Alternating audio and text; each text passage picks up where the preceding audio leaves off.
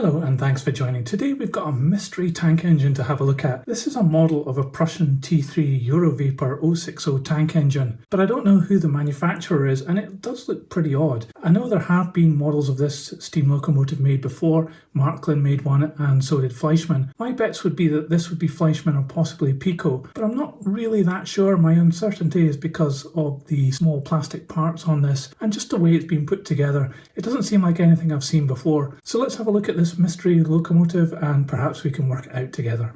The obvious thing about this tank engine is that it is all made of plastic. It does have a bit of weight in it though, but it is an all plastic moulding and there's a lot of really fine detail, especially here on the valve gear, but it's all just plastic. At the front of the locomotive is this characterful front end with this nice smoke box door with its little wheel on it, and we have this chimney here. Now this wobbles a little bit and it has this really pronounced bell sticking out the front, and I haven't seen that on other models of this class of locomotive. We do have a couple of lamps here which have some lighting in them, and you can see that we have a bit of damage here because we have one of the buffers missing on one side. This one has been fitted with knuckle couplers, which is normally what you see on American model railways, but we have one here. It's been fitted in with this piece of plasticard and it's very easy to see because it's white there and it hasn't been painted red at all, so I think that's just been glued in. The boiler is a kind of pretty standard moulding, but it has got some nice relief on the pipework on it, and it also has the spring detail there which has been picked out in red. Not very well I must say, and you can see that the top doesn't have the red on it, but it is quite interesting that it has been picked out even underneath these little pipes here.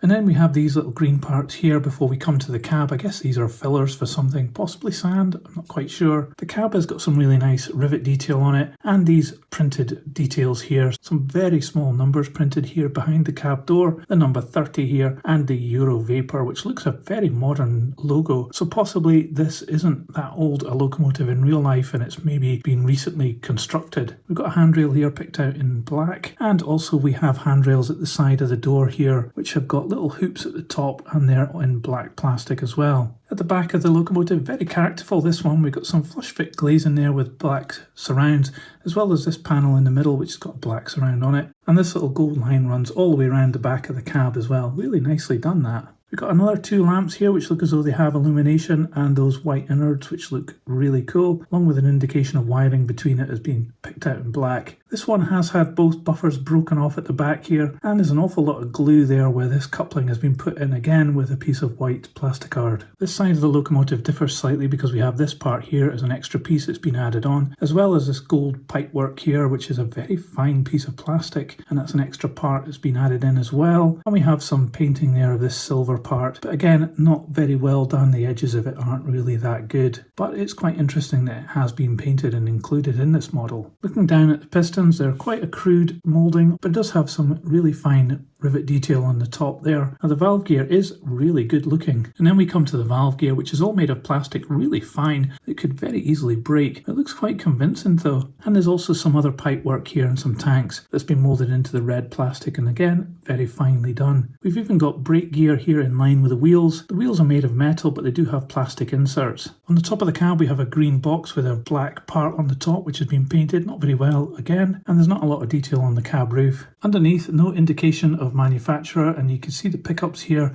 It looks as though it picks up from all the wheels, so a lot of fine detail on this model and a lot of opportunity for those details to be broken off as well. But it is a mystery who made this model, but nevertheless I think we should put this on the test track and give it a go and see what happens. So here it is on the test track. This is just some old Hornby track, and as usual I've got my H&M controller connected onto it. So let's give it some power and see what happens.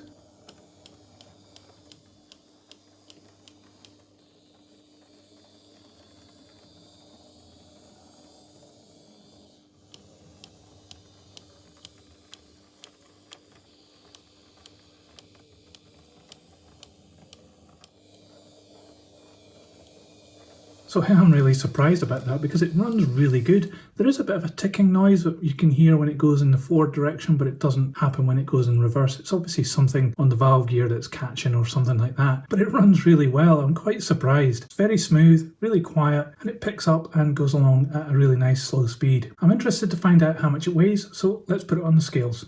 So this model weighs 124 grams. So this Prussian T3 still remains a mystery about who actually made this model. I've seen no manufacturing marks on this at all, and it's nothing like any other manufacturer I've seen. apart from perhaps Pico, but I'm not 100% sure. Maybe you know, and if you do, could you put it in the comments? I'd love to know who actually made this model. But having done the review of this model, it is quite an interesting thing. It does look really quite cool, but it does feel a bit plasticky as well. There is a lot of detail on it and a lot of opportunity to break things off. So this isn't a model for the beginner because you're just going to end up breaking this as soon as you handle it, I would suspect. And therefore it's probably aimed towards the more serious modeler. However, that said, this model is a bit low quality, I think, in my mind, even in spite of all these extra parts added on. However, that said, it does run really good. I'm not sure for how much longer because I think those plastic parts might actually wear out over time, but it is certainly an interesting model, and it remains a mystery model as well. Well, until you can set me straight on who made this. So I hope you liked this video. If you did, please give it a thumbs up, it really helps this channel, and let me know what you thought about my analysis of this model in the comments below. I'd love to know. I'll put this on the turntable so you can see all the way around, and I'll put another video on screen as well and you can watch that too. That's it for this video. See ya!